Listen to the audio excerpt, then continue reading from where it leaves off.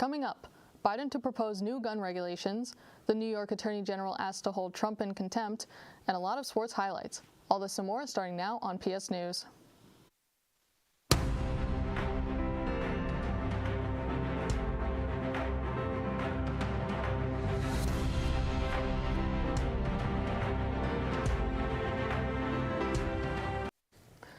Good evening and thank you for joining us. I'm Haley Olson.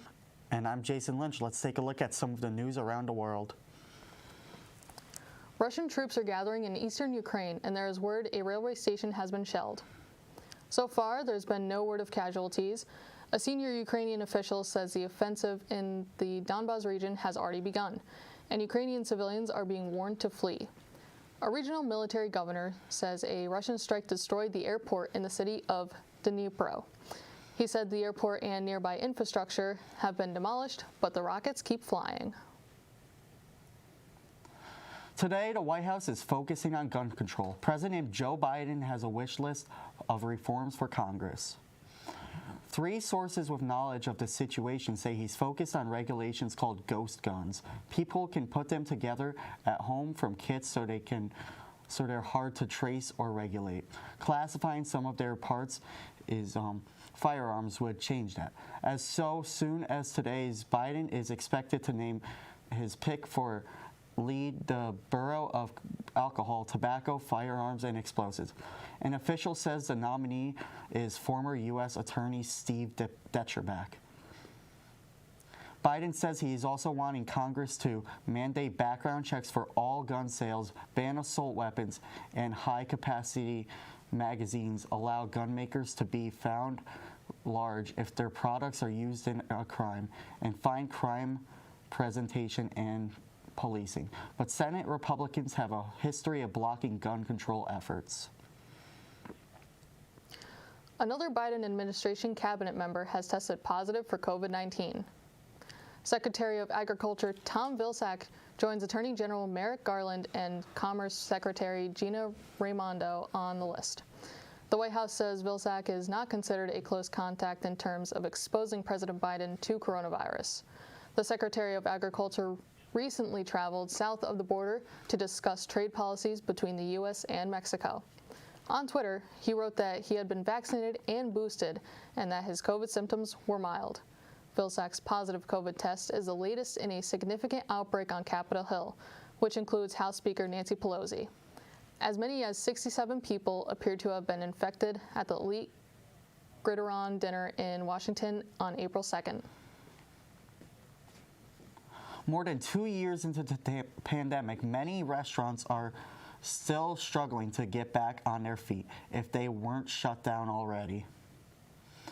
A number of lawmakers want to help them out. Thursday, the House passed a restaurant aid bill that would give them $12 billion in additional relief. It would also provide another $13 billion for other small businesses hit hard by the pandemic. The money would come from funds that haven't been set aside in previous pandemic relief bills, but hasn't been spent yet. A comparison bill has been tangled up in the Senate. It will not be taken up before the chambers leave for a 2-week process at the end of the week.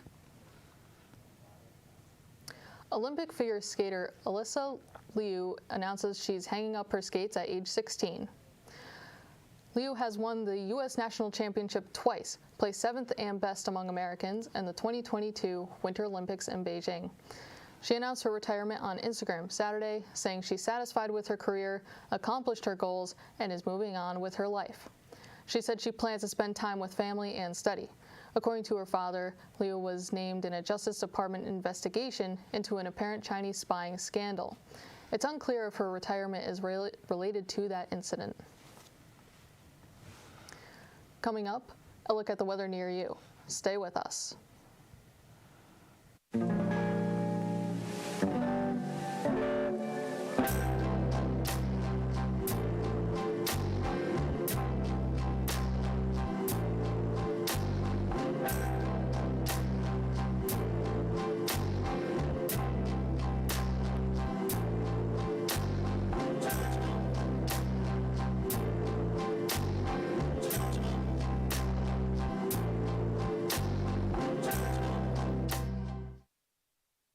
So TEAC is Tau Kappa Epsilon. It's a national fraternity.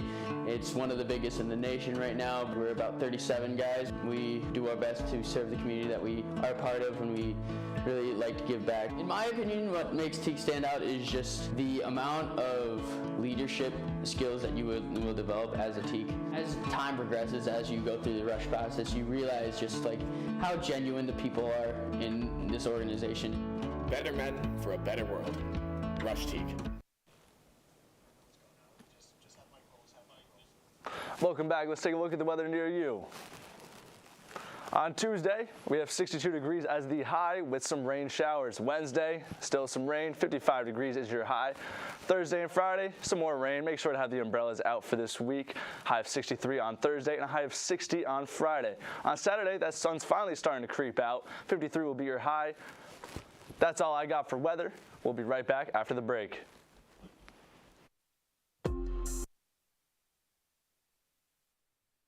Is Tau Kappa Epsilon. It's a national fraternity. It's one of the biggest in the nation right now. We're about 37 guys. We do our best to serve the community that we are a part of, and we really like to give back. In my opinion, what makes TEAC stand out is just the amount of leadership skills that you will develop as a TEAC. As time progresses, as you go through the rush process, you realize just like how genuine the people are in this organization. Better men for a better world. Rush TEAC.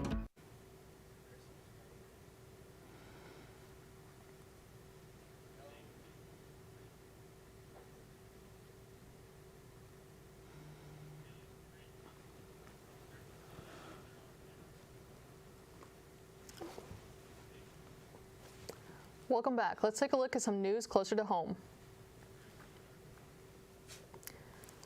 A pair of larger-than-life shocking scares amazingly and thankfully resulted in no one hurt. Jeremy Roth has today's edition of Take a Look at This. Space. The 5-alarm blaze broke out at a San Jose Home Depot, causing chaos and forcing evacuations of the store and a nearby animal hospital. People trying to find family members, employees trying to find each other, managers trying to make sure all their employees are out. Thankfully, no injuries were reported, but the massive fire took more than 6 hours to contain and destroyed the store. The Home Depot is pretty much a total loss. The roof is pretty much collapsed from the entire structure. The resulting plume of black smoke could be seen for miles around, and the National Weather Service later tweeted that the fire was so intense its heat signature was picked up by a satellite in space. Back on Earth, investigators must now figure out what led to the huge inferno. From a freaky big fire to a Times Square scare. Chaos erupted briefly in the famous Manhattan tourist trap when a loud bang caused by a manhole fire sent crowds scurrying. What is it? A power cable failure reportedly caused the blast, affecting at least 2 manholes. Crews contained the fires and closed off part of Times Square to search nearby buildings for toxic gases. No one was injured in the incident, but it definitely caused a big panic in the Big Apple. For Take a Look at This, I'm Jeremy Roth. Part of Times Square was closed off Sunday evening due to reports of multiple manhole fires. Eyewitnesses reported hearing an explosion in the area just before 7 p.m. New York firefighters reported finding at least 2 manholes on fire after responding to the scene. First responders also became concerned about the risk posed by smoke and carbon monoxide. Firefighters say they found elevated carbon monoxide levels in the historic 229 West 43rd Street building, but they say they were able to ventilate the cellar and of the building. New York's Attorney General wants former President Donald Trump held in contempt of court and fined $10,000 a day until he complies with an order to turn over documents she wants for her civil tax fraud investigation into his company's financial practices. The AG's office has previously said it found multiple misleading or fraudulent misstatements and omissions in the Trump Organization's financial statements. A number of documents were requested back in February, then the deadline was extended to the end of March. But instead of turning them over, Trump presented 16 objections to the supposed opponent's demands. I apologize. But Thursday, the Attorney General said the objections came too late, and she's asking the court to hold him accountable. Coming up, a bunch of highlights from the New York teams. Stay with us. Hello, my name is John Lynch. I'm the president of the school's animation club. While other colleges' animation clubs strive to only show just straight anime, our club tries to be something different, as we show a variety of things such as Western animation, Eastern animation, internet animation, films, and so much more. If you want to meet people who have like-minded taste in animation, then feel free to come on down to our club.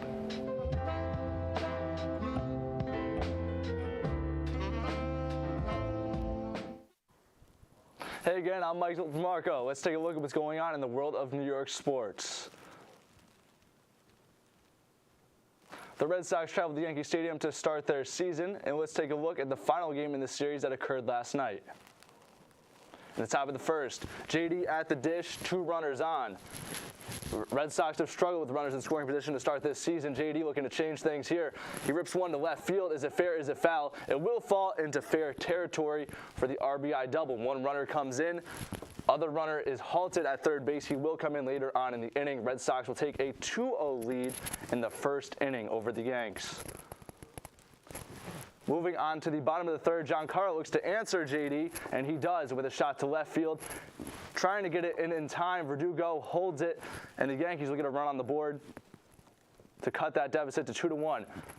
Rizzo, he's been hot this series and to start this season. Kike Hernandez, center fielder for the Sox, looking to get it in. He tries to throw it in to home plate and fails. Yankees will knot things up 3-3 here in the fourth. Top of the sixth, big Bobby Dahlbeck hits it to right field, top of the sixth, and that would be the difference in this one. Red Sox jump out in front 4-3. Last ever for the Yanks, Jake Diekman of the Sox closing, strikes out Judge, strikes out Stanton, and then he'll face Anthony Rizzo, gets him too. Sorry, that was actually Joey Gallo. Nonetheless, Red Sox go on to win that one 4-3, salvaging the series against the Yanks. The Knicks took on Toronto in the final game of the regular season. Let's take a look at what happened. In the third quarter, Obi Toppin cuts to the rim. He's going to get the slam. 60-56 would be your score at this point. Knicks in front. Still in the third. Quickly now, he's going to drive to the lane, looking for his shot. He gets the floater. That's his bread and butter. Gets it to go. Knicks up 69-61. 56 seconds left in the third. Obi Toppin cuts to the rim, banks it off the window. Knicks still in front, looking to get this W to end the regular season. Taj Gibson rejects that shot. Now here comes Toppin on the fast break, and it's a slam.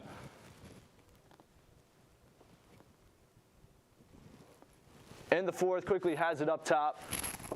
Gets the screen from Taj. Now he'll drive, pulls up from 3, and it's money. Nothing but net. Emmanuel Quickly, 34 points in this one. In the fourth, Obi Toppin, once again, on the cut, puts it up, and it's a slam. Obi Toppin, your winner of the dunk contest this season. NBA might as well get ready to send him another one with the highlight show that he put on in this game. Once again, to put this one away, Toppin, get out of his way. You're not going to be able to block that one. Knicks will go on to win this 102-92 in their final game of the season over the Toronto Raptors. The Mets traveled to D.C. for a very tense opening series. Last night was the last game in the series. The Mets had went up 3-0 in this series over the Nationals to start the season. Nelson Cruz rips one here in the first. That's a significant home run for him, his 450th home run of his entire career. Nationals take an early 1-0 lead. Now for the answer, it's Francisco Lindor to right field. He'll knot things up. Mets won't go away, looking for a 4-game sweep over their rival Nationals. At the plate, 2 runners on, 2 outs, big at bat. Here's a shot to right field, diving effort, just comes up short, and Escobar will come around for the Mets to take the lead. They're up 2-1, really putting the pressure on the Nationals. Take another look at that last effort to get that diving catch just short. Here comes a suicide squeeze on the bunt. Run comes in. He's safe as the catcher tried to tag him. However, the Nationals will tie things up late in this one. It's now 2-2. Here's another look. He gets in just before the tag is applied. And we got a close one. Bases juiced. Here's a shot to left, and it gets through the shortstop. Nationals will put a couple on the board and take the lead late in this one. They just need 3 outs to close it out. They're up 4-2. And the Nationals will close this game out for their first win of the season. Here's a pop out to end this game. It's caught in center field. Your final, 4-2 Nationals. That's all I got for sports. Back to the desk with Haley and Jason. Unfortunately, that's all the time we have for tonight. To stay up to date, follow PS News on social media at Plattsburgh State TV. Thank you for joining us, and have a great night, Plattsburgh.